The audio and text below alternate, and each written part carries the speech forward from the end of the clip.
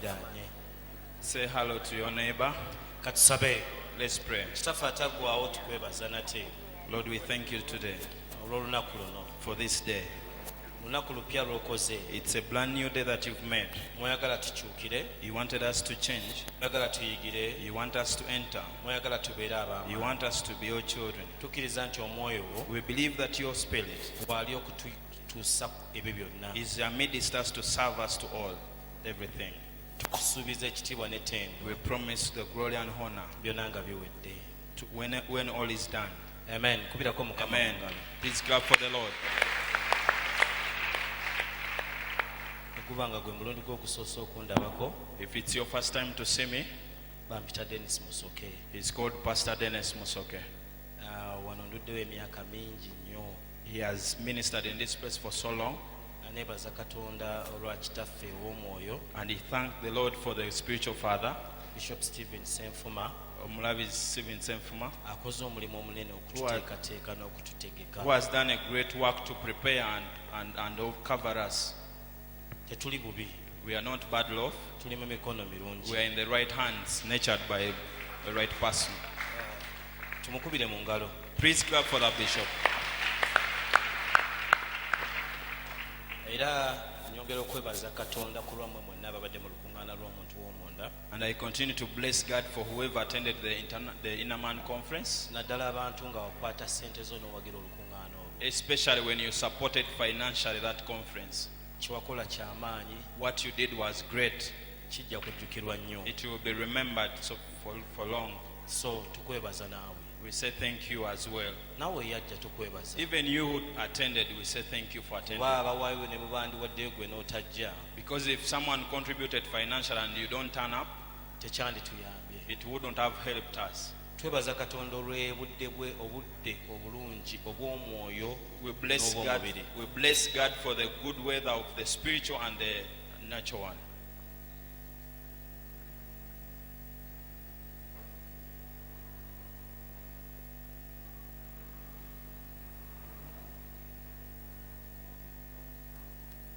Okay, I want to thank God Njagala okwebaza Mukama for the grace that He gave us olw'ekisa kye yatuwadde in the conference. mu lukuŋŋaana. We had a good spiritual and physical weather. Twafuna obudde obulungi obw'omwoyo n'obwa bulijjo. That is not usual. Ekyo si kya bulijjo. Praise the Lord. Mukama yeebazibwe. We want to thank the Lord for that. Twagala kwebaza Mukama olw'ekyo. Clap for our Lord for that. Tukubire Mukama olw'ekyo.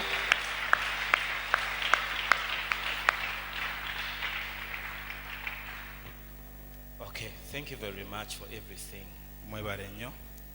I want to start by giving a story. Njagala kutandika nga mbawa olugero. It will give you a preamble of what I want to talk about. Lujja kuyamba okwanjula kye njagala okwogerako. These are two stories. Zino ngero bbiri. One is about a man. Olumu luli ku mwami, He was the captain of the ship. yali mugoba wa lyato. And this ship used to go from the coast, they call it the west coast of Nigeria, area there. Lino eryato yaligobanga okuva ebugwanjuba wa Ivory Coast ku mbalama z'ennyanja oba Then Guinea, it used to go to America and to England. nga ligenda mu Amerika ne mu Bungereza.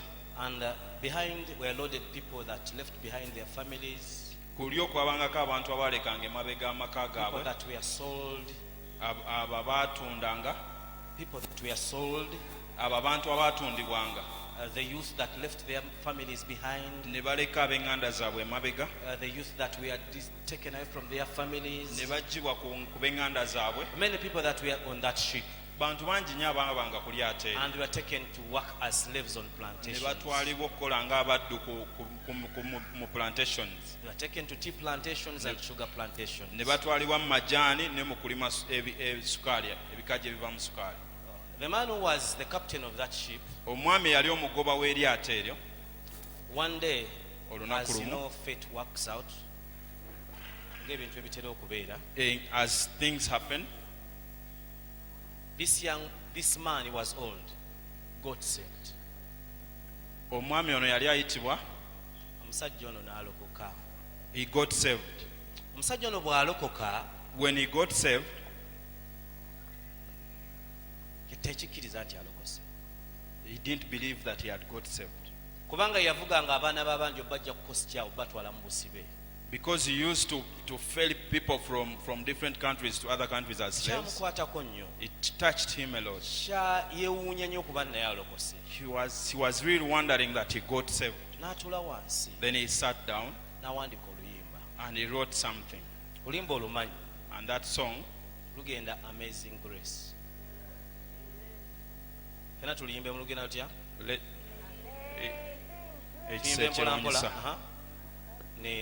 tuyimbe mu Luganda lwe tumanya. Let's sing in the local language.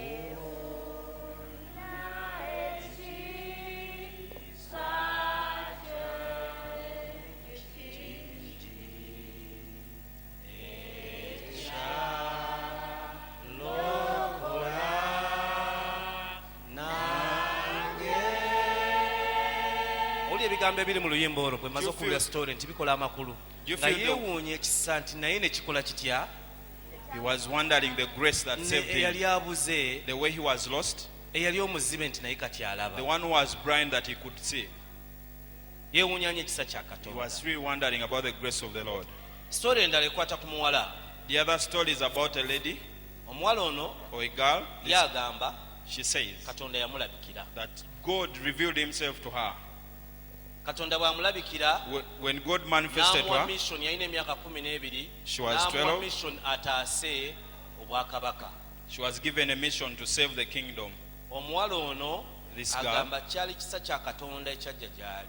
she says that it was grace that came to her. Agamba okutaasa obwakabaka, England yali ewambye France.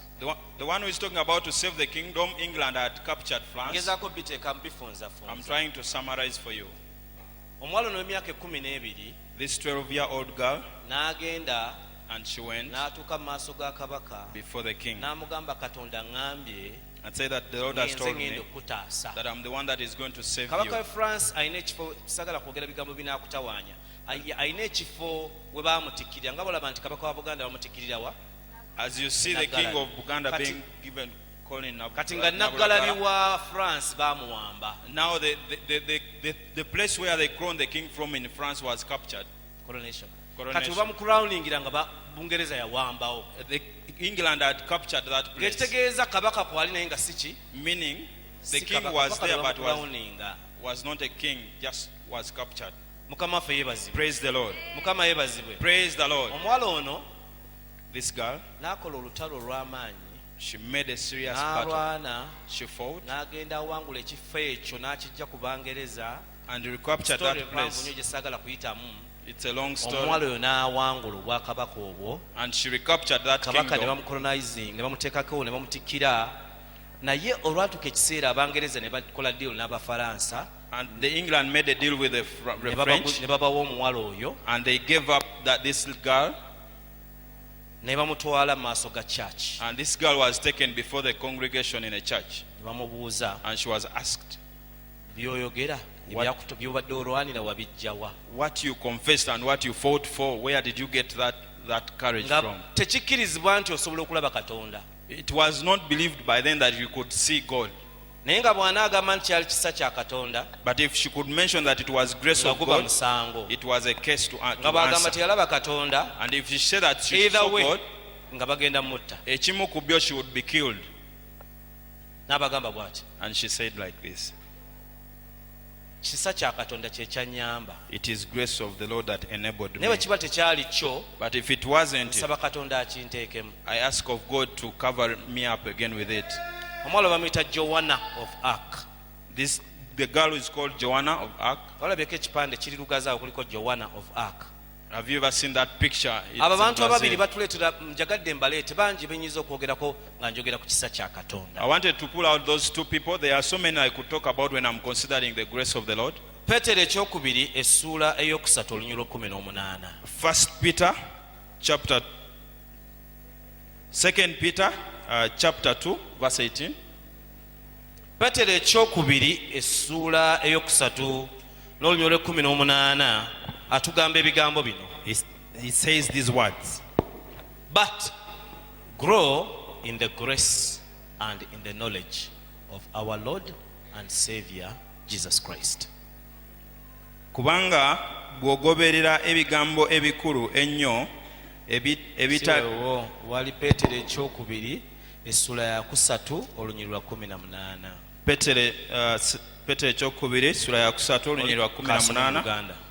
naye mukulirenga mu kisa ne mu kutegeera mukama waffe era omulokozi Yesu Kristo. Bayibuli etugambye tukule mu kisa. The Bible has told us that we grow in grace. Wano batuwadde ebintu bibiri, okula mu kisa n'okula mu kumanya mukama waffe Yesu. They've given us two options, growing in grace and growing in knowing our Lord Jesus. Options batuwadde ebintu bibiri ebyokulamu. They've given us two principles to grow in. Ekisooka batugambye okula mu kisa. The first is growing in grace.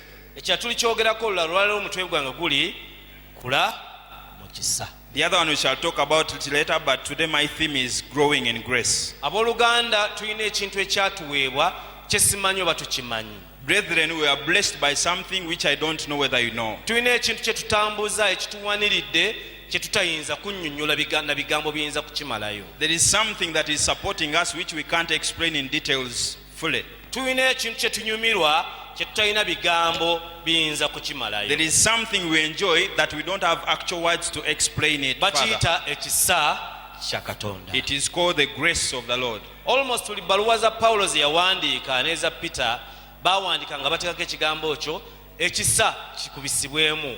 All the letters of Paul and John, they wrote ending with grace be multiplied. Oluusi baatandikanga na kigambo ekyo ne bagamba ekisa kya Katonda kikubisibwemu mu bulamu bwammwe. Sometimes they began with saying, let the grace of the Lord be multiplied in your lives. Olwo baamalirizanga nga bamaliriza nga agamba ekisa kya mukama waffe Yesu Kristo n'okwagala kwa Katonda n'okussa kimu n'omwoyo mutukuvu bibeere nammwe mwenna. Sometimes they ended saying with the grace of Lord and the fellowship of the Holy Spirit be with you all. Abooluganda Bayibuli etulabudde oba etukubiriza okukula mu kisa.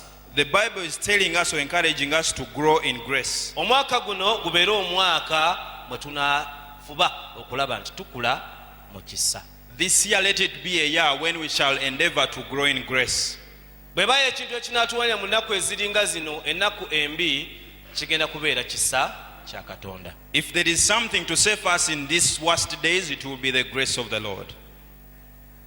Bweyongerako emabega n'okebera mu kitabo kya Yuda, when you go and check in the book of kyekitabo Jude, ekyokubiri kuva emabega wa Bible, it's the second book from behind, from Revelation to Jude, as you come olunyiriri olwokuna verse 4. lugamba bwe luti, soma mu Luganda. Yuda essula esooka olunyiriri olwokuna. Kubanga waliwo abantu abayingira nga basensera. Kubanga waliwo abantu abayingira nga basensera abawandiikirwa edda omusango guno, abataatya Katonda, abakyusa ekisa kya Katonda waffe okuba okukaba. Kenjagala waliwo abantu abaatuyingiramu nga tetutegedde, naye ng'omulimu gwabwe kola ki?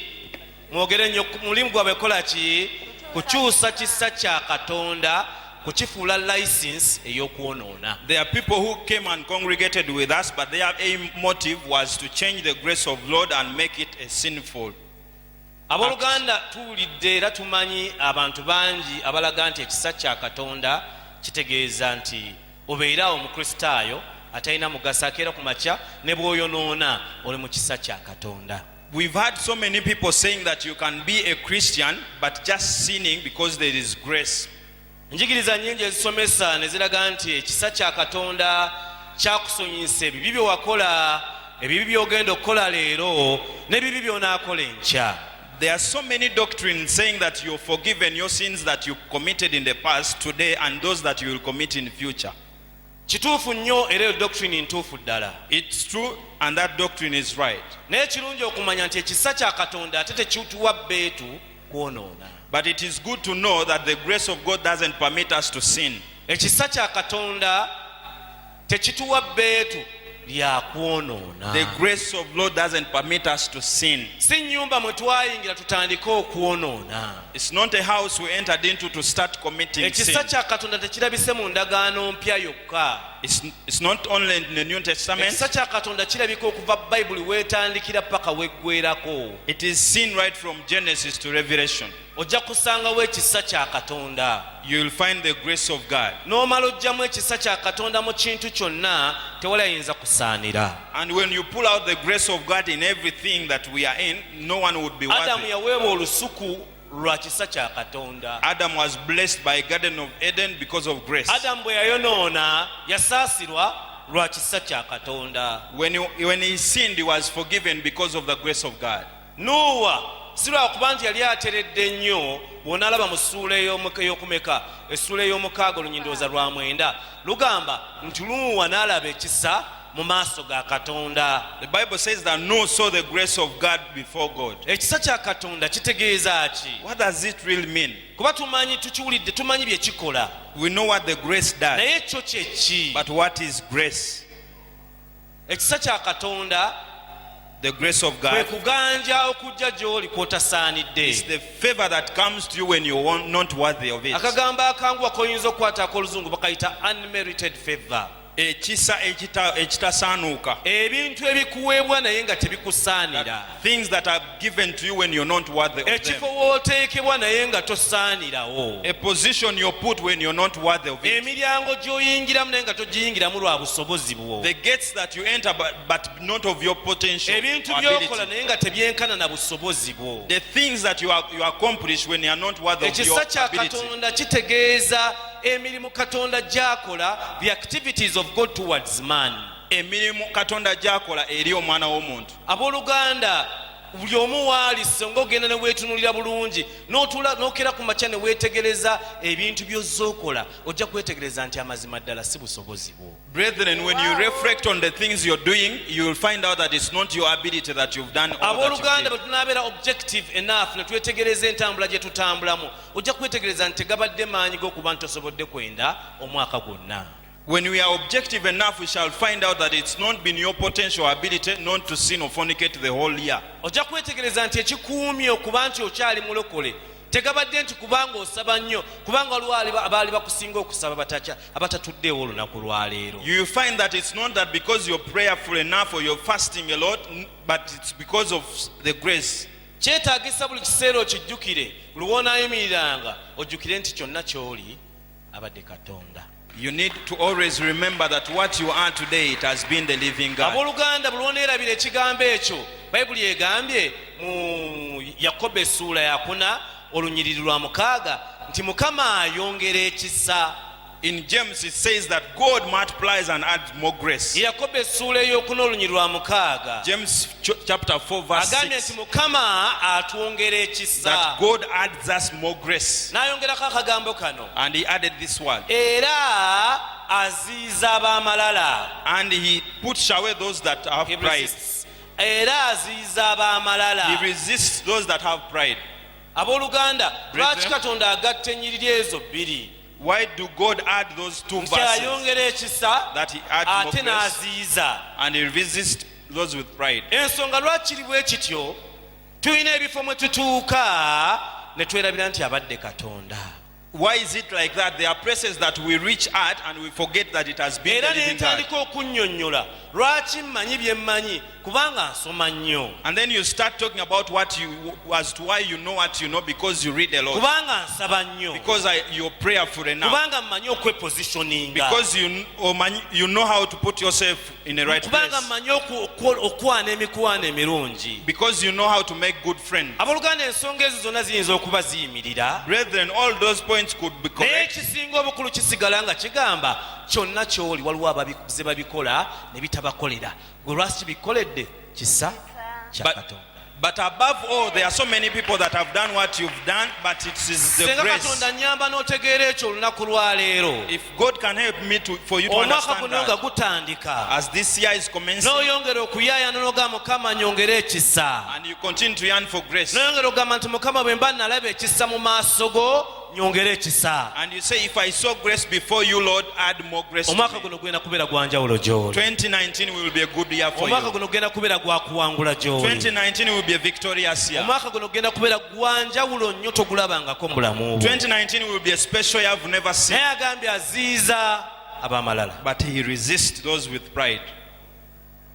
Mukama waffe yeebazibwe. Praise the Lord. Yuda atugambye nti waliyo gurupu yo Judas told us there's a group yatuyingiramu nga tetutegedde that entered within us when we ng'erina don't omulimu know. gumu ne mission gy'erina okukola It had one job and one kwata assignment, ekisa kya Katonda is to get the grace of God. ekifuule nti omuntu bw'abeera nakyo alina okubeera nga talina ali lawless, talina boundaries, buli kimu akikola. To show that you have the permission to do whatever you feel like doing.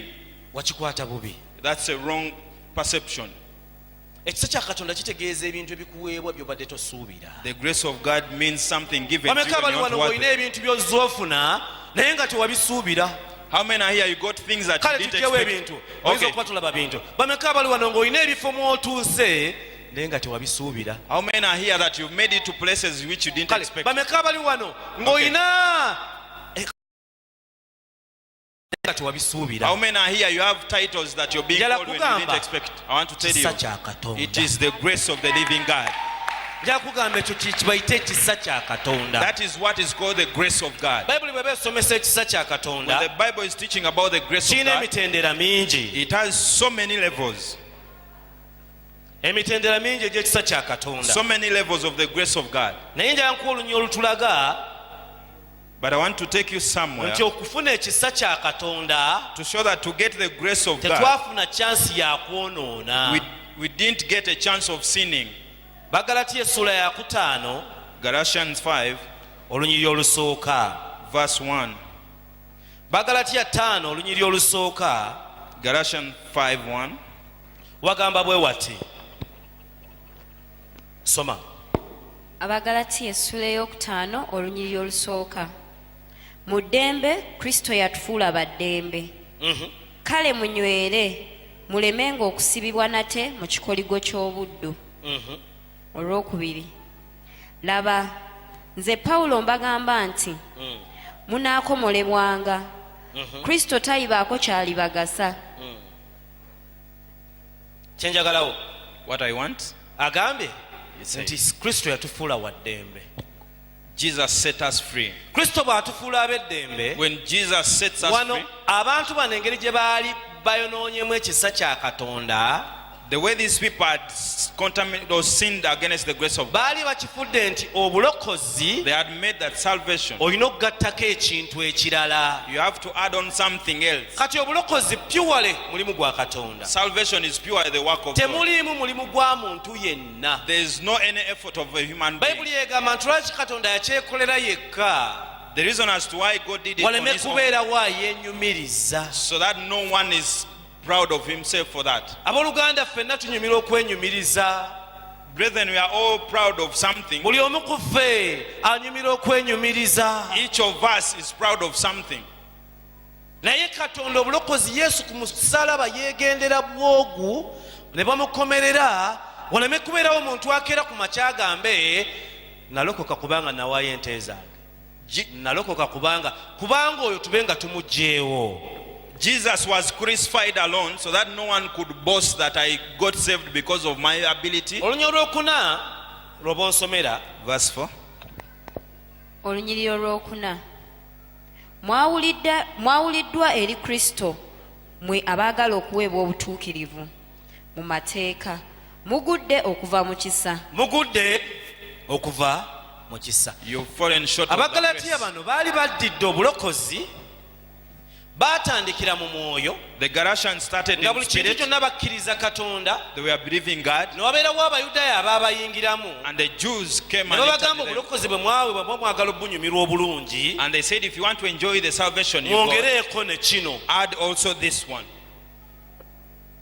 Buli mulimu gwa Katonda gwakola Every work of the Lord that lwe he does, tugwongerako ebyaffe when we add our own tugufuula burden. things, we make it a burden. Tugufuula omugugu eri abantu. We make it a burden to other Buli people. mulimu gwa Katonda gwakola Every work of lwe God, tugekendeezaako if we reduce it, tugufuula okutasobola kukola.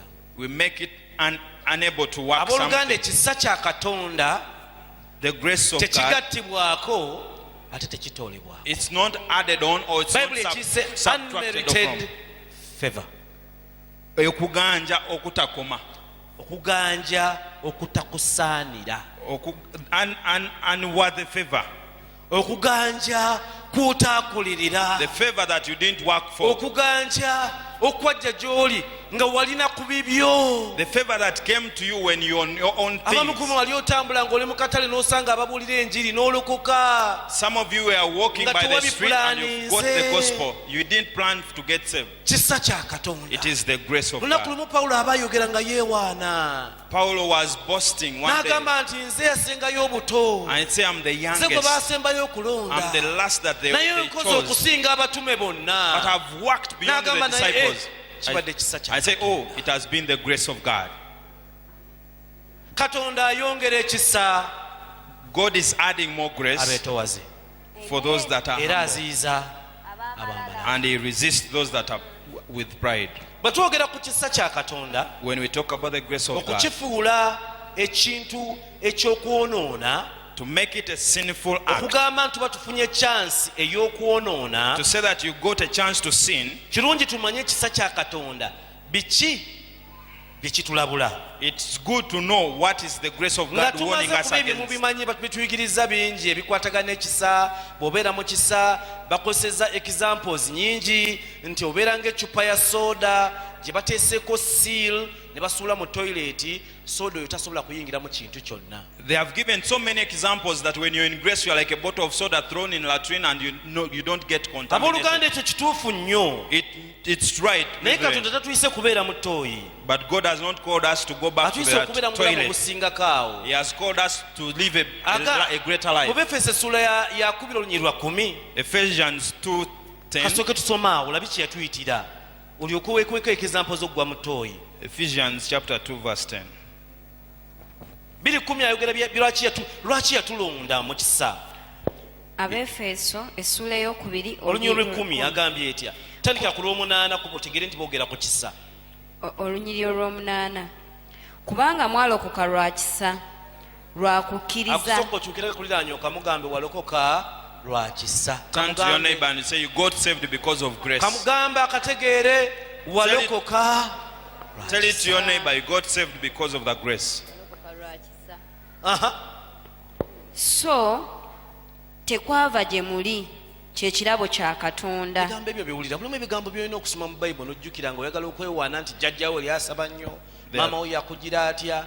Agambye tekyava gye muli. He said the grace didn't come from you. N'ayongerako nti this is a gift of God. And said kino kirabo kuva eri Mukama. olw'omwenda. N'atuwa ensonga lwaki kirabo, lwaki tekyava gye tuli. He gave us reasons as why it's not a gift. Ekitufitewo olunyiri lwa 10. Tekwava mu bikolwa omuntu yenna aleme okwenyumirizanga. Tekyava mu bikolwa omuntu yenna aleme okukola ki? It's not from action Kwenyumiriza. that you don't boast. Kubanga ffe tuli mulimu gwe. Kenjagala waako. We are His For we are works. his workmanship, Tuli mulimu gwe created in Christ abatondebwa mu Yesu, Jesus Yesu Kristo, for good olw'obulungi. works, which God prepared Ekyo beforehand so that we should walk in them. Mukama bye yateekateeka tusobole otambuliramu. Abooluganda example y'okugwa mu ttooyi ntuufu nnyo. The example of falling in the latrine is Ekisa correct. Katonda kye yatuwa, The grace God ne gave bwe us, bakusuula mu ttooyi, even if they throw you in a obwo latrine, buyinza obutakuyingira. you may not be contaminated Naye by watya the feces. n'akomawo ng'oli mu ttooyi. But what if He returns when you're in the latrine? Atuyise okubeera his workmanship. He has called us to be omulimu. Ekigambo ekiri awo kye bayita workmanship That word workmanship, kitegeeza nga bw'olaba ebyo ebintu by'olaba.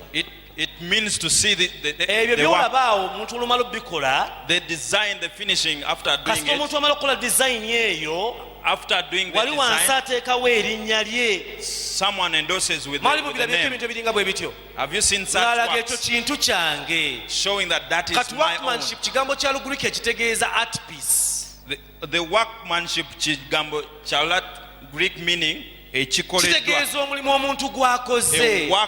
A work done by someone. Abooluganda tuli mulimu gwa Katonda. We are the workmanship Gwe of God yatonda okubeera nga gugenda gulaga tuliko erinnya lye wansi. that He created, Buli showing His atulaba name. amanya nti ogwo mulimu gwa Katonda.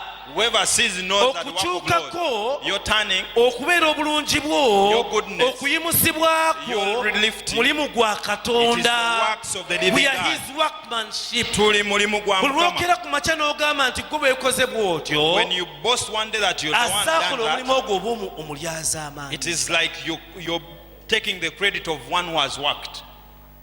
mukama yebazibwe Praise the Lord. awo ngenza obugenzi naye manja kulaga kisa kya katonda nga tugamba nti byonna bye tukyogerako kyo kyeki I wanted to show us what is the Kyo grace of kikola mulimu God. ki? What does it do? genda mu ssuula ey'okubiri eya tito Titus chapter 2. tujja kusoma olunyo lw'11 We shall read verse 11. awo we wali obuntu gye nnyinza okuyita syllabus ey'ekisa kya katonda There is the syllabus of the grace of God here. awo we wali ebintu ebiyinza okutuyamba ziyite indicators z'oyinza okutunulira okebera oba okula mu kisa kya katonda Here are the indicators that can help you to grow in the grace of God. ebintu by'oyinza okwekebererako ndi mu kisa kya katonda ekituufu oba ndi mu kisa kya katonda kino ekirala oba bakiyita hyper kyonna kye The bakiyita principles that you can check yourself whether you're in the right grace of God or somo you're in the olunyo wrong grace. lw'11 lugamba lutya tito essuula ey'okubiri olunyiriro lw'11 kubanga ekisa kya katonda kirabise nga kireetera abantu bonna obulokozi olira ekisa kya katonda The grace of God, kyekireeta obulokozi it what brings forth the kirungi salvation. okimanye okiyingize mu You mutwe should know it and put it in omuntu your head. kayimira nga nagamba mulokole If someone tells the born again, yalaba kisa kya katonda it was just the grace of God. ekyo kimu That is one thing. ekyokubiri kyenjagala omanye Second, tekyajjira gwe wekka it didn't come for you alone. kirabikidde abantu It has Bona. manifested to everyone. enjawulo yo Your n'enjawulo difference y'abali and the difference of other nti ate people. baaweebwa ekisa That for them they were given okutegeera nti grace ekisa kibalabikidde to understand that grace has manifested to them. oba ontegedde Have you got me? mbu bo baaweebwa ekisa That they were given okumanya nti grace kino kye balabye to know that si what kya they've seen, mirembe gyonna it's not for it forever. lunaku lumu pawulo yali ayimiridde mu maaso g'omusajja bamuyita festus One day Paul was standing before Festus nga yennyonnyolako mu bikola by'abatume ndowooza essula eyabirimu ezo awona pawulo ali mu maaso ga kooti basajja ab'enjawulo ab'amaanyi justifying himself before the court. naye njagalawo festus agamba bw'ati agamba omusajja ono ebigambo by'ayogedde binkoze bulungi nnyo That the word this man has said naye has nja done good muwayo to me. chance endala But I'm going to give him a second chance addemu aŋŋamba ebigambo bino for him to recite those words again. then n'asalawo Then I will make my own decision. festus ekiro ekyo ne bamukyusa teyaddayo kufuna chance emirira mu maaso ga pawulo He didn't get a second chance to stand yali before Paul. aweebeddwa ekisa He was given the grace n'atasalawo and he didn't make a bwe decision. walaba ekisa For you saw the grace kyokka n'oweebwa n'ekisa ekyokusalawo and you were given a second grace of deciding. agambye ekisa kya katonda ekirokola That is the grace of the Lord that kirabikira saves, abantu bonna manifests to everyone, naye bonna tebalokoka but not all get saved. genda ku lunya oluddako Next verse. boogera ku kisa teweerabira We are talking about the kuba grace. nakozesa it babategeeza kisa Aha. olw'12 nga kitubuulirira okugaananga obutatya oluzungu katonda egambye it teaches us The Bible of ekisa kya katonda kisomesa it teaches us. tetwajja muguntu gwa kubeerawo kutuula kulinda kgenda mu ggulu It's not just sitting waiting to go to bannange ekisa heaven. kya katonda The kisomesa grace of God era teaches us. byekisomesa weebiri wano wansi biringa 6 And it has like 5 ekisooka pillars it teaches kyekisomesa about. kwe kukyawa obutali bwa katonda First is to resist the ungodly. wootegerera nti oli mu kisa kya katonda When you know you're kwe in kubanga grace, ebintu ebitali bya katonda gwe byonyumirwa it's that when you enjoy nga those weekwasa ungodly things, saying nti ne bwe twonoona that even if tuli we mu sin, kisa we are in grace. agambye He said, it teaches us to reject ungodliness etusomesa okugaana ebitali bya bwakatonda. ekyokubiri kyekitusomesa Second, what it teaches, kitusomesa okukyawa okuyaayaana kw'ensi it teaches us to resist the desires of the world. oluganda ekyogedde etyo ekyokubiri obutatya n'okwegomba okw'omu nsi It etuyigiriza teaches okugaana us to resist okwegomba okwensi. the earthly desires. the Bonna bonna carnal. bolaba bawuliriza ekisa nga bakiza sayidi eri bw'obateekako akakebera ojja kusanga nga indikeeta egamba okwegomba kw'ensi kw'abamalamu. All those that are preaching the grace otherwise, when you put a detector on them, you will find that the desires of the world have captured them, Nga corrupted them. ekisalo kyasomesa lesoni eno tebajja. And the grace, when it was teaching, they didn't turn up on this day. Ekiddako kitusomesa ki? What does it teach next? Biri kibitugaana bugaanyi. It refuses, Kitugaana okubeera mu bulamu obutatya Katonda. it refuses us to live Kitugaana ungodly n'okubeera mu life, bulamu obutambula nga gwe weegomba byansi.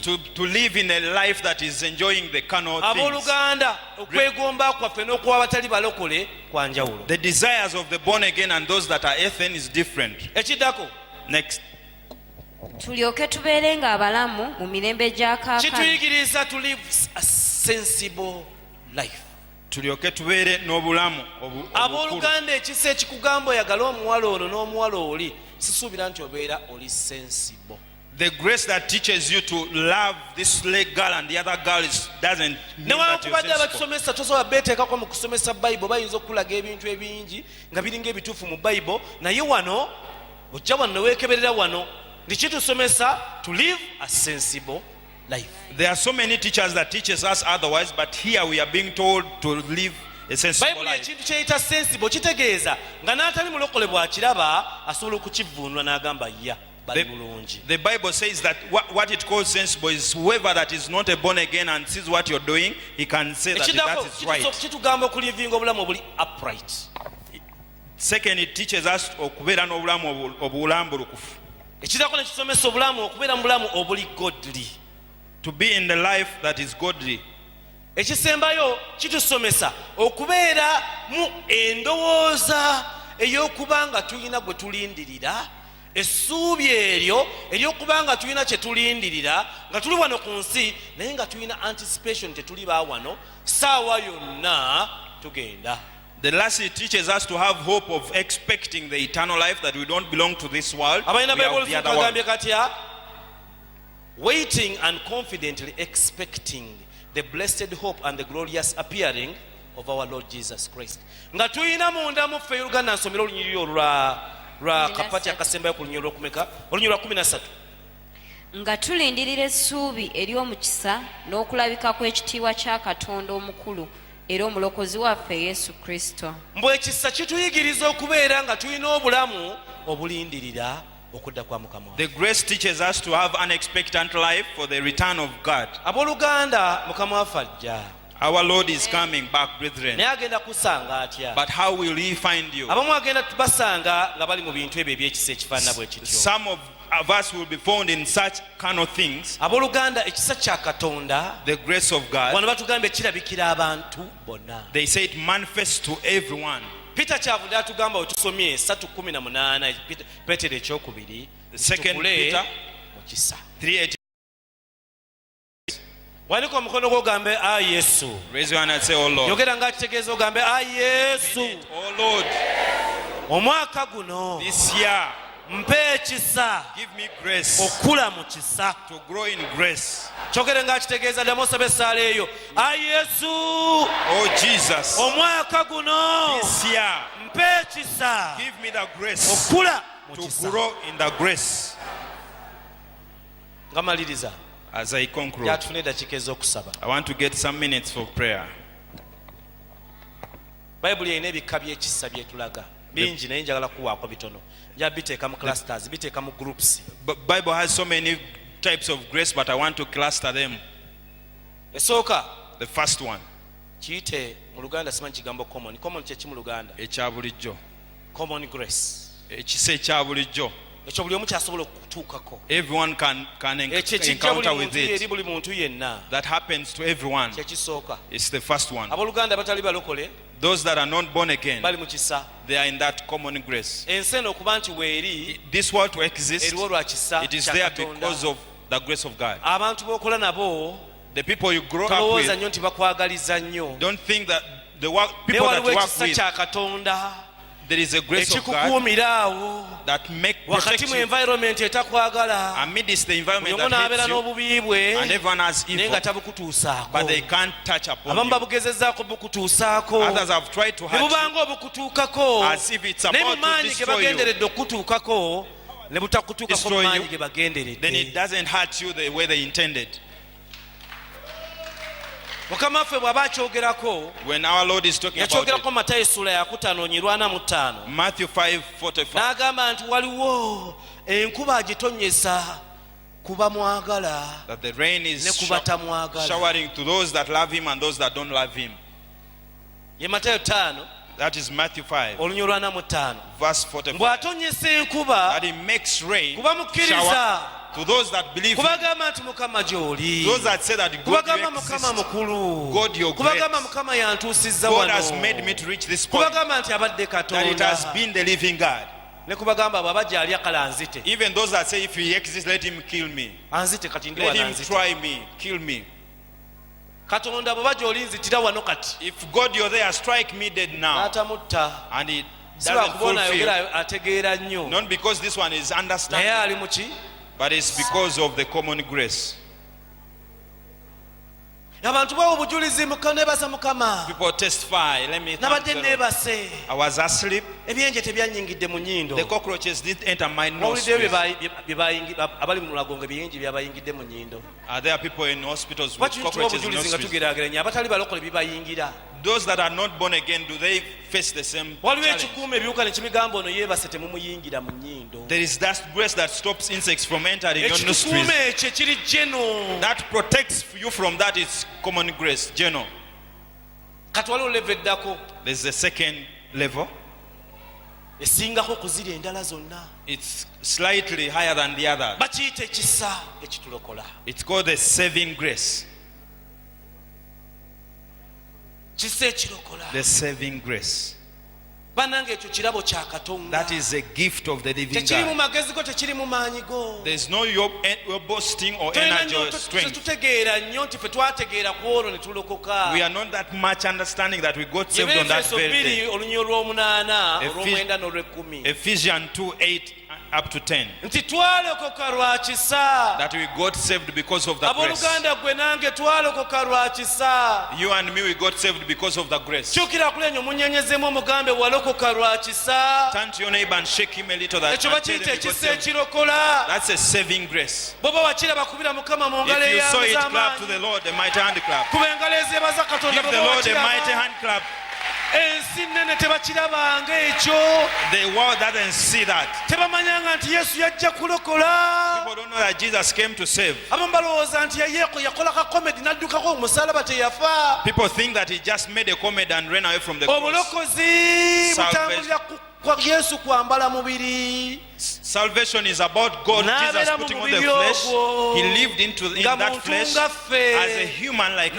n'akomererwa ku He musalaba was atalina crucified musango without any case. He n'afa died and n'azuukira resurrected. ojja kusanga ebintu ebyo mu bayibuli nga You birwanyisibwa will find these things being okujja accepted in kwa the Bible. yesu mu mubiri Coming of Jesus in lutalo the flesh olwanyisa ogamba nti obulokozi tebwaliwo is a battle to fight what is saying that salvation was not there. yokaana kyava agamba nti omuntu yenna bw'agamba nti yesu teyajja mu mubiri oyo ye antichrist And when that's what John says that if someone says that Jesus didn't come in the flesh, is fighting Christ. is the antichrist Antichrist.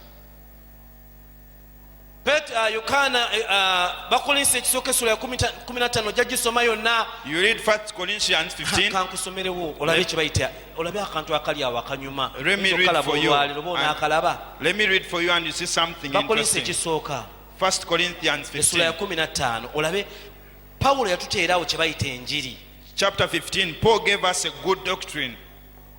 nsomera mu luganda bakolinsi ekisooka essula ye15 olunyiriri olusooka kale mbategeeza abooluganda enjiri gye nababuulira era gye mwaweebwa era gye munywereramu era gye mulokokeramu mbategeeza ebigambo bye nagibuulirirwamu agenda tutegeeza ebigambo byeyagibuulirwamu obanga muginyweza wabula nga mwakkiririza bwereere kubanga nasooka okuba wammwe era kye naweebwa nga Aha. kristo yafa olw'ebibi byaffe Aha, ng'ebyawandiikibwa bwe byogera aha.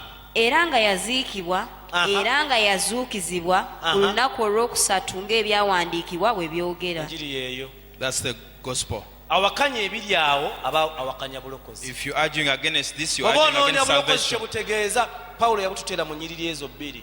Paul summarized in 2 verses what salvation means. Yesu kasita ogaana nti yajja mu mubiri, Yesu teyabeera mu nsi, teyabonyaabonyezebwa, Yesu teyazuukira, obulokozi oba obutuggyeko. If you argue that Jesus didn't come to the world and Weekubire mu was ngalo not kubanga tortured, wabitegeera. clap if you've gotten it. Ekisa kya Katonda The grace of ekirokola. God that saves. Ku lunaku olwo oba walya mmere ki? I don't know what food you Wandigiridde ate. nga buli lunaku. It's what you should eat on a daily basis. Naye tewamanya But you didn't know ekisa ekirokola. the saving grace. Ekisooka kibadde ki? The first was common grace, Ekyokubiri ne kibeera ki? the saving grace. Ekisa ekitulokola. The Ekyokusatu, saving grace. The third one, sanctifying. Ekisa it's ekitukuza. ekitukuza, sanctifying grace. Abooluganda olunaku lwe walokoka bw'oti, Brethren, the day you got saved like this, singa wafuna chansi if you had gotten a chance n'oyingira eggulu, on that day and you enter into heaven, kyandibadde kiwedde. it will be done. Naye waayitawo seconds ntono nnyo, But there were a few seconds that passed, ekimu ku bitundu by'obulamu bwo ne bibeera contaminated. and one of your body parts got contaminated. Olunaku Yesu lw'olaba ekisa eky'obulokozi, The day that you saw the saving grace, omwoyo gwo gwalokoka, your spirit got omuntu saved. ow'omunda yalokoka. Your inner man got saved. Olunaku lwayo ekyakuleese, Today, that grace olina has brought you ekitundu mu here. bulamu bwo There is a part in your ekirokoka body buli lunaku. that gets saved on a daily basis. Emmeeyo, At that, emmeeyo. in your soul. Omwoyo gwo gwalokoka, Your soul got emmeeme saved. elokoka buli lunaku. Your soul gets saved Omubiri gwo every day. tegulokoka, gujja kulokoka ku lunaku olusembayo. Your body is not saved, will be saved on the last day. Esula ne 15 ejja kikunnyonnyola, ojja gisoma. Chapter 15 will explain it in detail. You Kati read. ekisa ekitutukuza, That grace that sanctifies kikulu us, nnyo. it is real great. Obulokozi tebwakoma wali ng'olokose. Salvation didn't, Mukama yatwongera ekisa. grace didn't end Buli on the lunaku salvation day. God asked waliwo for omulimu grace. ogukolebwa omwoyo omutukuvu. There is a job that is being done Senga by the Holy weewaayo Spirit. gy'ali, If you dedicate okuyita mu yourself kigambo, through the word, okuyita mu mirimu egy'enjawulo gy'akola munda mu ffe, through the different works that okwongera He does within okutufuula nga us, kitaffe, and then the Holy Spirit okwongera okutufuula nga kitaffe. makes us to be equivalent of God's measure. Yesu n'ayogera bw'ati mu Yokaana 17:17, Jesus said, John ebigambo bye 17:17, mbagambye the words I've told you bimaze They have okubatukuza. made you whole. Pawulo n'awandiika mu ssuula esooka olunyi lw'omukaaga And Paul said, n'agamba yatandika omulimu omulungi The mu mmwe Philippians- agenda kugumaliriza. that one who started the work in you is going to finish Naye it. omulimu ogwo gwe yatandika That work He started in you, gutubanja buli kiseera it is demanding us okusabumitinga, okwetowaza, okwewaayo, to surrender, okuwulirizanga to listen. eddoboozi ly'omwoyo omutukuvu the voice of the Holy kiritugamba buli Spirit, lunaku. what He's telling to us every day. Tigwe yalaba ekisa eky'obulokozi, That you who saw the grace of olunaku balina ne salvation, bagamba nti ekyo kisuule, they tell you release, Tebagamba ekyo lose. kireke. They say lose ne that. bagamba ekyo kiveeko, Leave that alone. biri munda mu gwe nga bimu tebabigambye n'olya buliza ekyo omulokole takikola. Within you they tell you, they Naye convict n'amaanyi you that agakivaako don't do nga that. togalina, But the energy to gy'oyongera lose, okusabumitinga gy'ali, the more n'amaanyi agakivaako gy'oyongera okugafuna. and the energy to set Bakiyita loose, ekisa you get it. ekitukuza. That is the sanctifying grace. Amen. Waliwo leve endala yakumeka eyo. Eyokuna. There's Yala another nkomeko level, eyo. a fourth level. Let's end on that. Ekisa kya Katonda The grace of God, eky'okuweereza, of ministering, serving. okuweereza. Serving grace. Tewalokoka kujja eno You didn't get saved to come this kunyweza side katebe ako. just to enjoy that seat. No.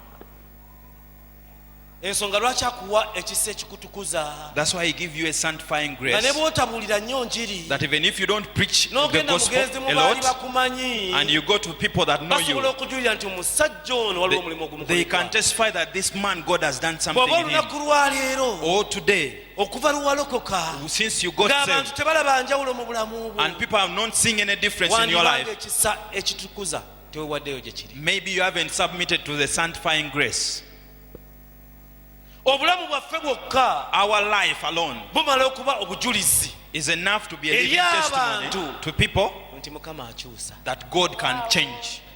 Badde nyingirawo nensanga mukwano gwe bamuyita Jackson. I was walking then I saw my friend Jackson. nalinga mu senior Jaka nali mu senior ki Which senior was I in? 2 ng'alinga yali mu senior 4 senior 6 I was in senior 2 and he was in senior 6, senior 4. naye nga nina eddalu lingi ate naye ye ate ng'alina eddalu I was stubborn. nalina But eddalu naye ye ng'alina I was stubborn, but he was also stubborn. mutawuni musanze busanzi wa naye mulamula mutawuni naŋŋamba yalokoka kati ng'okyagamba gwe n'olokoka naye ate ye nali ŋŋamba I nawe found, walokoka I found him in town. He could kati say, obulamu bwe buba bukyali nga bwe bwali luli if your life is still the same before nga you got n'obwange saved, bukyali nga bwe bwali luli and my life is still the same as it was before, obulamu obwo tebusobola kuweereza. that life can't serve the Lord. Katonda ayita ebisirusiru God calls those that seem to be foolish, naye takozesa bisirusiru. but he doesn't Kigamba use those akuliraanye. that are foolish.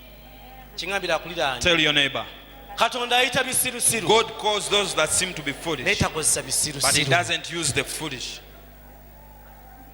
bw'abireeta When he brings them, abikolamu he omulimu revives them n'abizzayo gye yabijja. and he take them back where ababirabye he abali got them babimanyi ne from. bagamba naye ono musajja Those that knew them and asobola they ki say, okuba nga yayogera ebigambo how come this man is the one saying such good word? lunaku lumu yesu yasamu omusajja ali mu yali mu ntaana One day, Jesus mu Mako ndowooza essula yakutaano. came across a man that was in the grave. omusajja oyo This yesu man- n'amugobako emizimu. Jesus just cast the demons yesu n'azza away obulamu bwe mu oda. and reordered his life. omusajja ono This man, n'agamba bw'ati yesu and he told Jesus, njala kgenda naye mu kibuga I want ekiddako to go with you in the next city. yakutambulanga I naawe. want to always walk with yesu you. yamuddamu ebigambo bino God, Jesus replied, naye ewammwe. go back to your own people.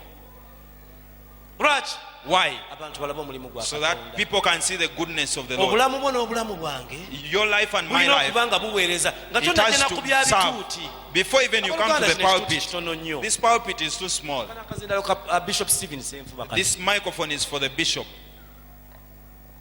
era bwe mba n'akakwata omanye yaŋŋambye Dennis gwe ogenda obeerawo. And if I'm to use it, he's the one that is asked to approve that you're supposed to stand. This is his microphone. Kano kazindaalo, okay.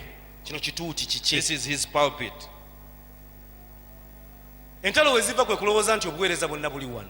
Where the grudges come about is to think that the pulpit is ng'obuweereza the ministry. obusooka bulamu bwo kukyuka kyokka. The first ministry is your life to change. tusome olunyiriri oluli mu Bakolinsi ekyokubiri essula ya 6. Let's read 2 Corinthians. Apostle Chapter Paul 6. atugamba ebigambo ebirala bye njagala osome. Paul is telling us certain words that I want you ng'agamba to read. abooluganda mwebale kunyumirwa kisa. That, brethren, thank you for enjoying the abooluganda mwebale grace. kuyimba ekisa kyo kimala. Thank you for singing the grace that is enough. si ensonga lwaki yakituwa. That's not the reason why we are blessed with nannyonnyola it. awo olunyiriri tusomera tusomere He's mu Luganda. explaining.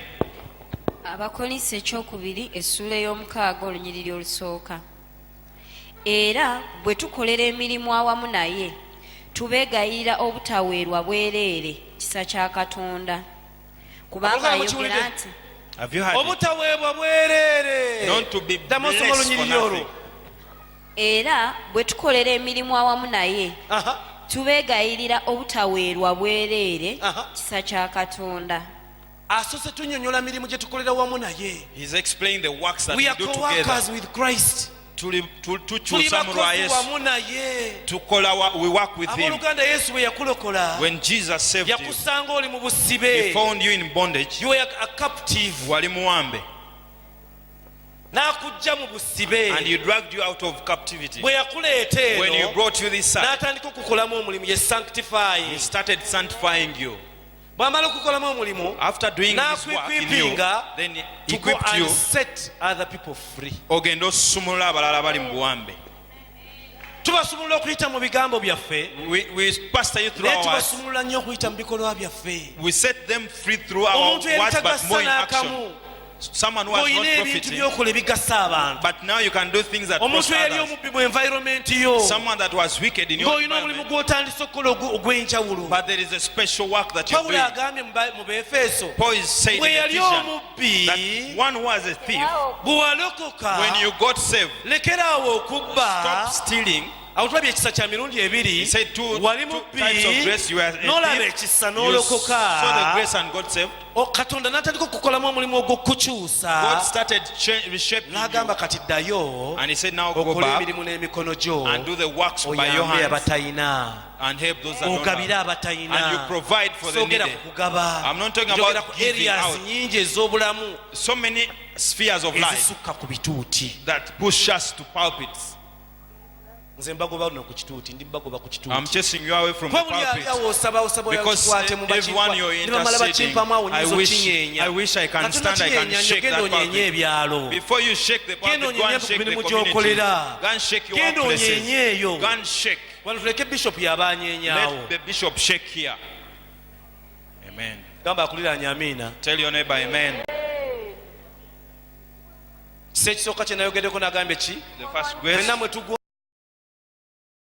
for those the born again and the heathens. katonda naleetawo klasi esinga kweri And then God brought us second si ya class. bonna Not for all. era batuyita And they abalonde call us the chosen generation. batuyita They call ab'enjawulo us the special.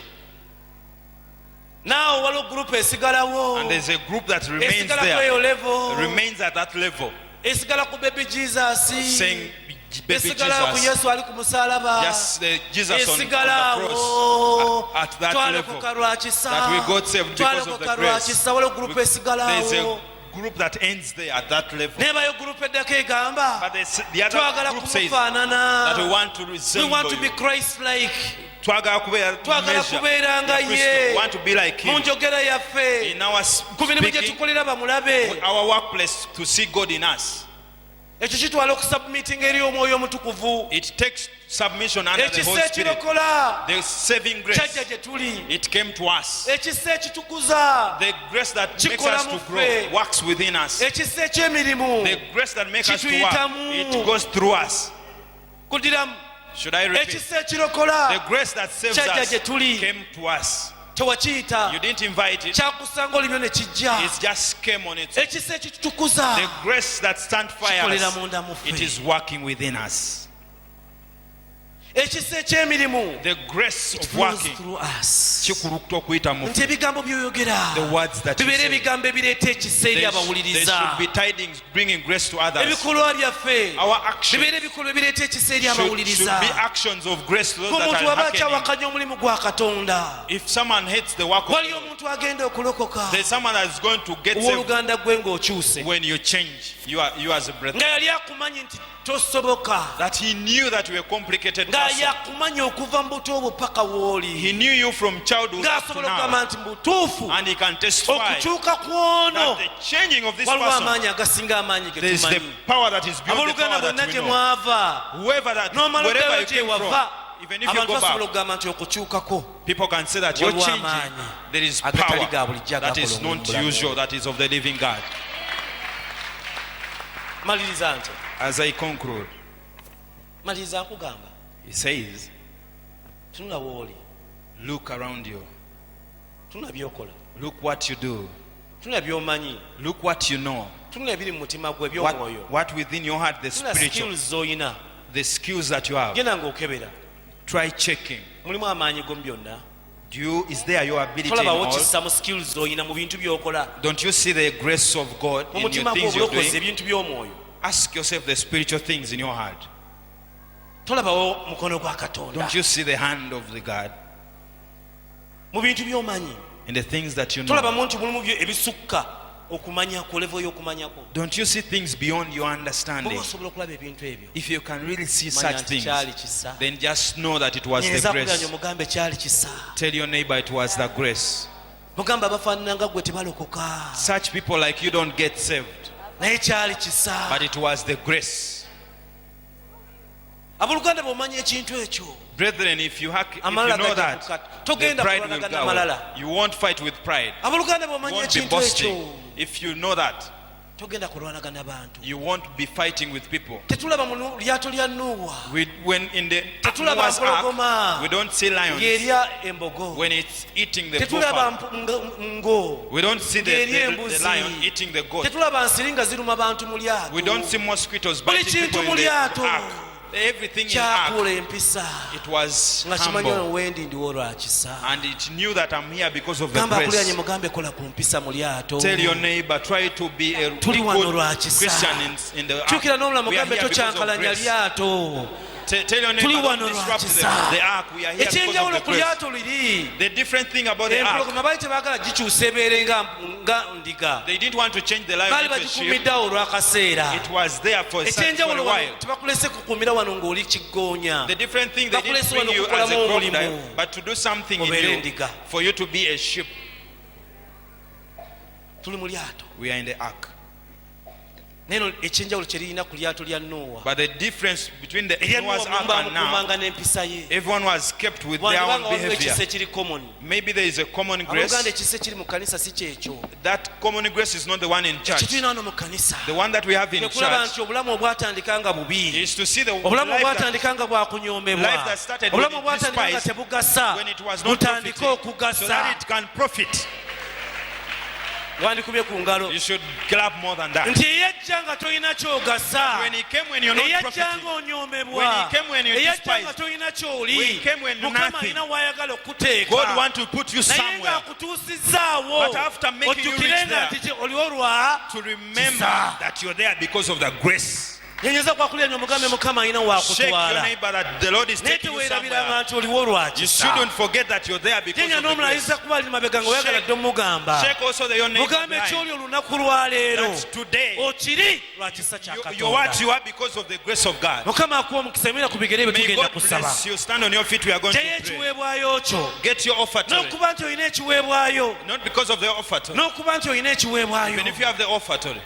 n'okuba oli bubezi nti olina ekiweebwayo. Just having the offertory is kisa grace. kya katonda. It's the grace of God. tolina kyoyinza musasula kyenkana byakkoledde. There's nothing you can reward him equivalent of what he has naye done. bw'ojjukira by'azze akola mu bulamu bwo. But when you remember what he has been doing in your life, n'ogamba nti abadde and you katonda. say it has been the living God. abooluganda betunula gye tuvudde. Brethren, when you look far Netulula ne bwe far tuli. back, and when we look where we tukkiriza are nti right waliwo now, omukono gwa we katonda believe that is the hand of God. ogubadde gutambulira ku bulamu The bwaffe. knowing that is upon ogusse our lives. kulungamya obulamu The bwaffe. guidance that has been on our tegabadde lives. maanyi It gaffe. has not been our tegabadde strength. maanyi It go. has not been your naye ability. gabadde maanyi ga But it has katonda. been the strength of the peter Lord. atugambye Peter said tukule mu kisa. that we should go in grace. wandibanga ekikusigizizaawo omwaka guno. Maybe why you're remaining alive in this wandibanga year, ensonga lwaki tewafudde. as to why you didn't die, ng'olinga paulo kye yagamba titus. it's maybe what Paul told Titus, nkuleseewo that I've reserved you otereeze ebitaatereera. so that you can make right what was wrong. sabira ekiweebwayo kyo. Pray for your offertory. sabira ekiweebwayo kyo. Pray for your offertory. mugambe mukama bwe nti bwe nzize. Say, Lord, here I come.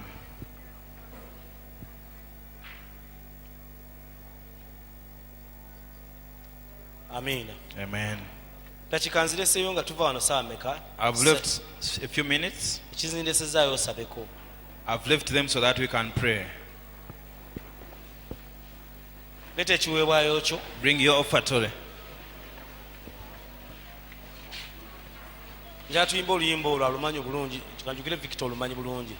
ekisa kyo kimbeere mukama. ekisa kyo kimbeerenga. oluyimba olwo njagala oluyimbe nga kyosaba. ensawo ogikuume.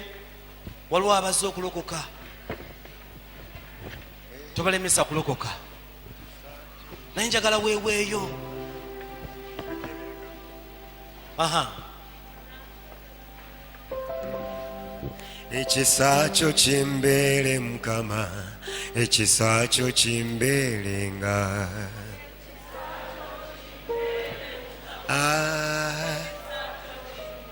yatula ekisa kyo kimbeere mukama, ekisa kyo kimbeerenga.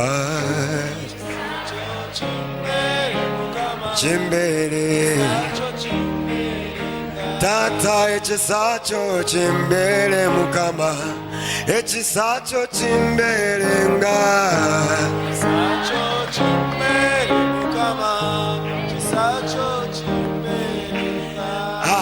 ekisa kyo kimbeere ssebo, ekisa kyo kimbeerenga. ekisa kyo kimbeere mukama, ekisa kyo kimbeerenga munange ekisa kyo kimbeere ssebo ekisa kyo kimbeerenga ekisa kyo kimbeere mukama ekisa kyo kimbeerenga ekisa kyo kimbeere ssebo ekisa kyo kimbeerenga kyo kimbeere mukama ekisa kyo kimbeere tata ekisa kyo kimbeere mukama ekisa kyo kimbeerenga ekisa kyo kimbeere mukama ekisa kyo kimbeerenga bwe mbanga nafuye kinyambe yambe ekisa kyo kimbeerenga ekisa kyo kimbeere mukama ekisa kyo kimbeerenga gampeddemu amaanyi kinyambe yambe ekisa kyo kinyambenga ekisa kyo kimbeere mukama ekisa kyo kimbeere munange ekisa kyo kimbeere ssebo bambi kinyambenga ekisa kyo kimbeere mukama ekisa kyo kimbeerenga ekisa kyo kyandokola kyanyamba sabye kyeyongerenga ekisa kyo kimbeere mukama ekisa kyo kimbeerenga wamma nali bubi kyansasira kisa kyo kakinyambe yambe ekisa kyo kimbeere mukama kimbeere ekisa kyo kimbeerenga yewe nali nga mpeddemu amaanyi kisa kyo kyekyanyamba ekisa kyo kimbeere mukama kimbeere ekisa kyo munange kimbeerenga wakati nga mpeereza mukama kisa kyo kakimbeere ekisa kyo kimbeere mukama munange ekisa kyo kimbeerenga wakati ku mulimo gyenkola kakinyambe kinkweke kimpanguze ekisa kyo kimbeere mukama ekisa kyo kimbeerenga yimusa ku mikono gyo kiyite nti kisa kye kimbeere ekisa kyo kimbeere mukama kimbeere ekisa kyo kimbeere tata nga ntambula ne famire yange kisa kyo kakitubeere ekisa kyo kimbeere mukama ekisa kyo kimbeerenga mu mirimu gyenkola kakinyambe kisa kyo kinkulembere ekisa kyo kimbeere mukama kimbeere tata kimbeerenga wakati mu lugendo lwange olw'obulokozi kisa kyo kakimbeere ekisa kyo kimbeere mukama wamma kimbeerenga kimbeere mukama ekisa kyo kimbeerenga kimbeerenga kimbeere mukama kimbeere tata kimbeere munange kimbeere mukama ekisa kyo kimbeere wamma kimbeerenga kimbeere mukama kimbeerenga kimbeerenga kimbeerenga kimbeere mukama kimbeerenga ekisa kyo kimbeere ssebo wamma kimbeerenga ekisa kyo kimbeere mukama ekisa kyo kimbeerenga wamma nga ntambula mukama kisa kyo kimbeere ekisa kyo kimbeere mukama ekisa kyo kimbeere tata kimbeere nange kimbeere mukama kimbeerenga kimbeere tata kimbeere mukama ekisa kyo Kimbeere. wamma kinkulembere kimbeere gyengenda kimbeere kimbeere nga ntambula kinyambe kimbeere mukama kimbeerenga ekisa kyo kimala kimala ekisa kyo kimala kimala ekisa kyo kimala gyendi kyatule nange nti ekisa kyo kimala ekisa kyo kimala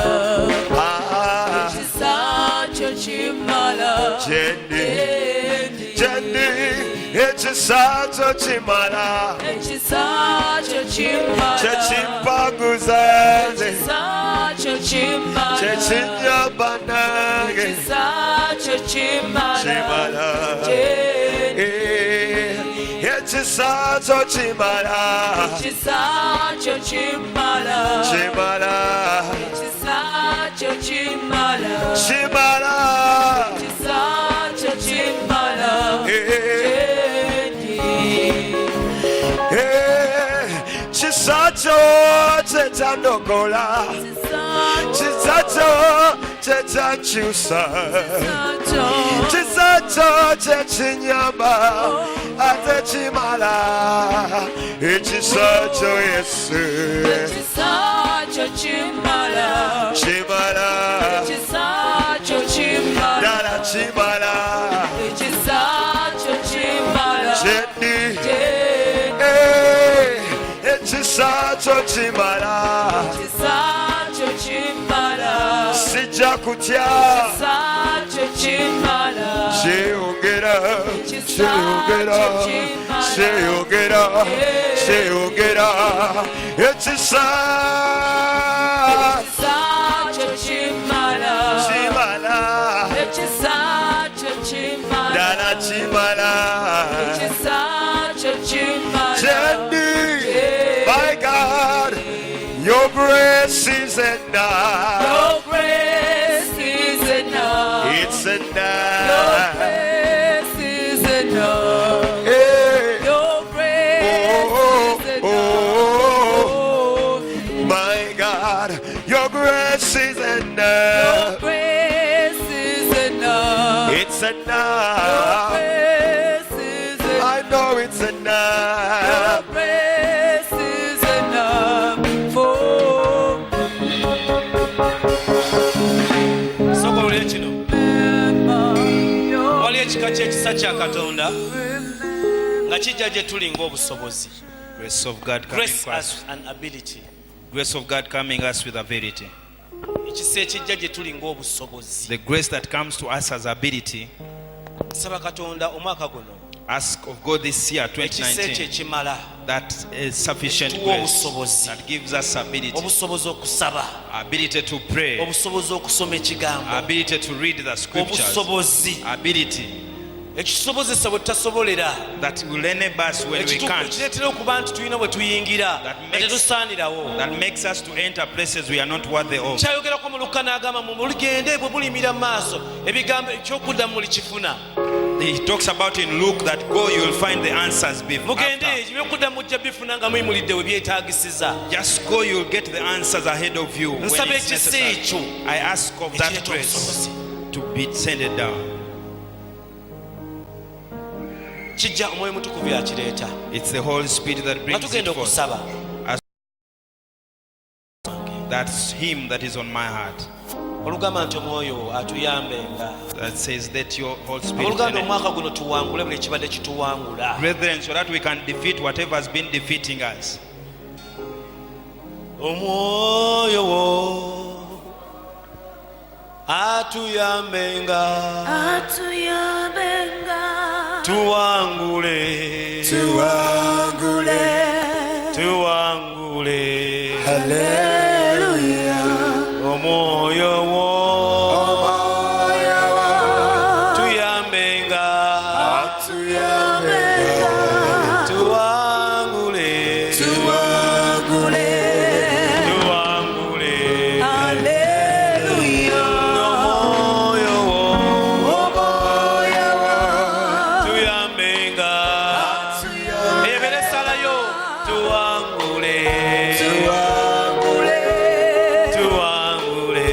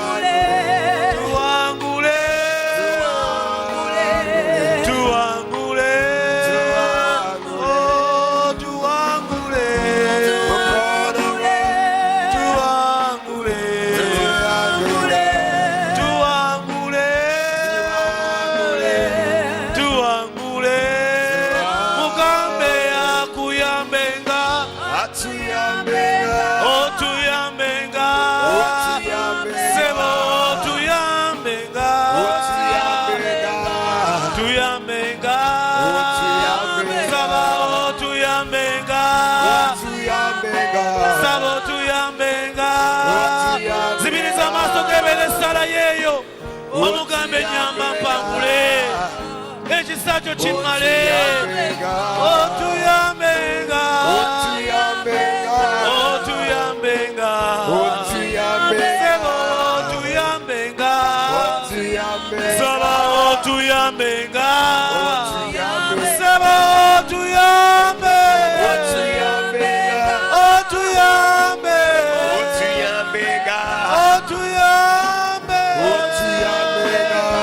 tuwangule sebo otuyambenga tuyambenga tuyambenga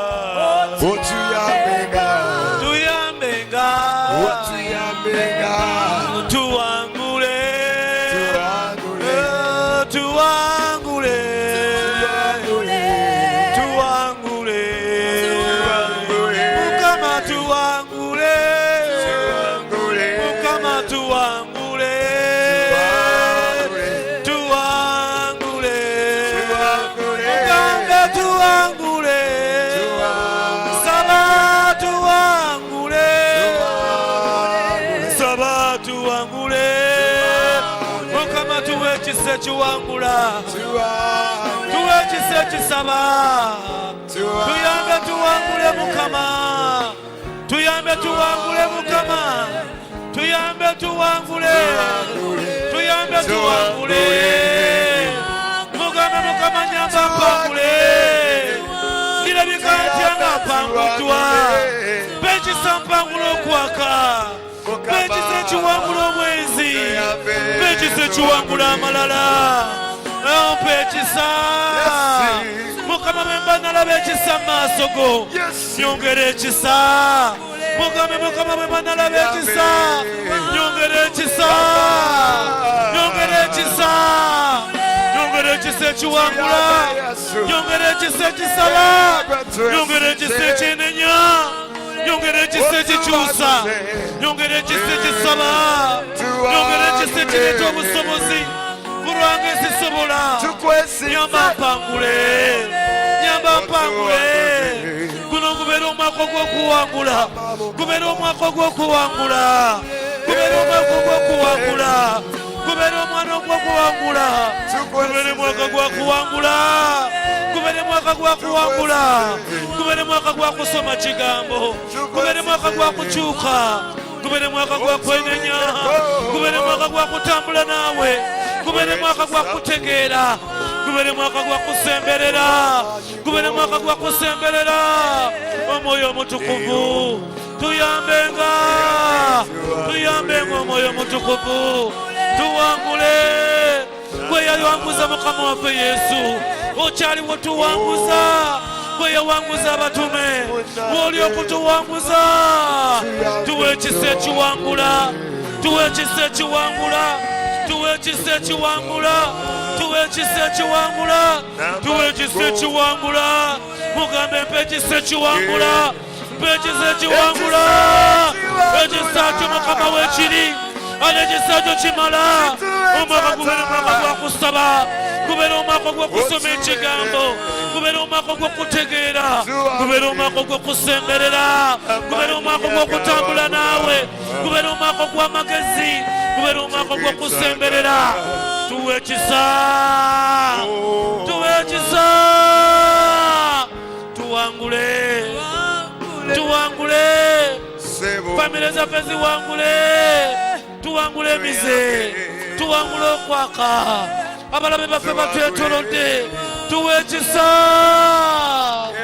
tuwangule tuwe ekisa ekyokukyuka tuwangule tuwe ekisa ekyokusaba tuwangule mukama batuba twalaba ekisa mu maaso go ne tulokoka twongere ekisa twongere ekisa twongere ekisa mukama mpa ekisa mukama mpa ekisa nga sina mulimu mpa ekisa nga sina byenkola mpa ekisa mukama tuwe ekisa ekisa ekyo ekiwanguza omwaka guno tuwe ekisa ekyo ekiwanguza ekisa ekyo kitumale obusobozi bw'okusaba obusobozi bw'okukyuka mukama tukwegayirira tuwangule mukama nga for tuwangule. thy Danieli yawangula. Mukama naffe tuwangule. Pawulo yawangula. N'agamba nnwanye okulwana okulungi. Okukkiriza kutuusiza. Mukama naffe tuyimire olunaku lumu. Twogere ekigambo ekyo. Tinwanye okulwana okulungi. Mukama ekisa kyo kituyanirire.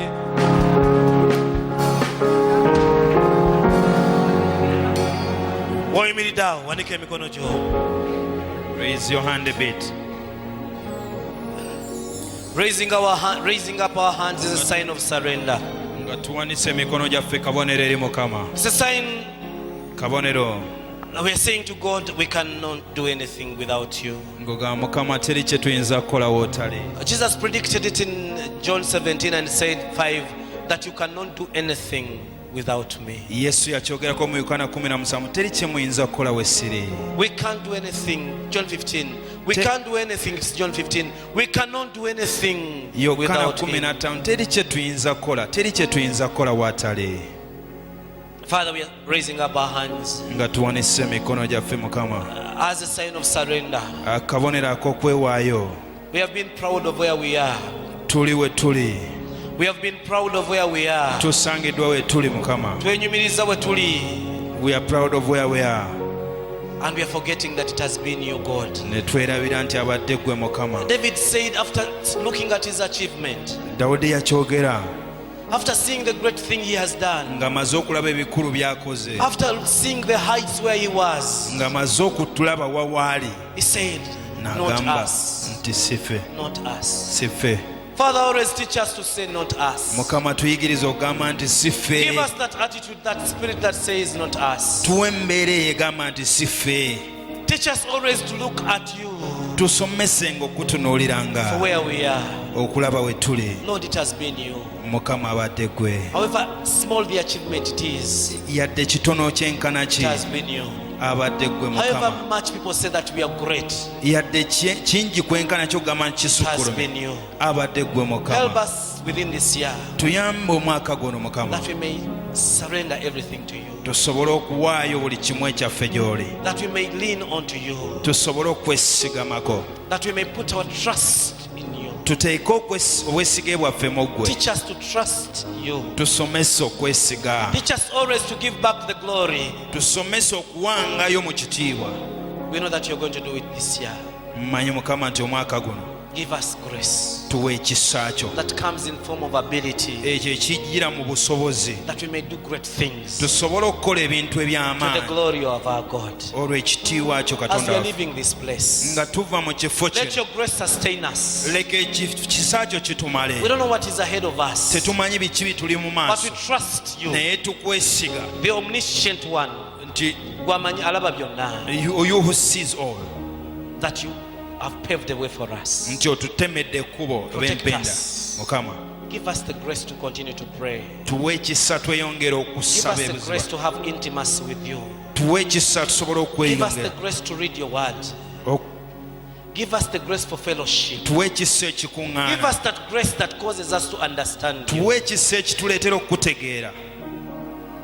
The theme has been, let us grow in grace. Omulamwa guli nti Mukama leka tukule mu kisa. Help us Mukama tuyambe. to realize all those areas Tusobole okutegeera buli that can help us, bifo byonna ebyetaaga that can okuyambibwa. help us Ebisobola otuyamba to mature into you. okukula mu kisa. Thank you, Lord. Weebale Mukama. We bless your name. Tukuwa ekitiibwa We Mukama. glorify you. Tukugulumiza. In the mighty name of our Lord Jesus Okuba Christ. engalo ez'amaanyi Mukama. Amen and amen. Amen, amen. You can have a seat for a few minutes. Tuulako katono May the Lord eddakiika. bless you.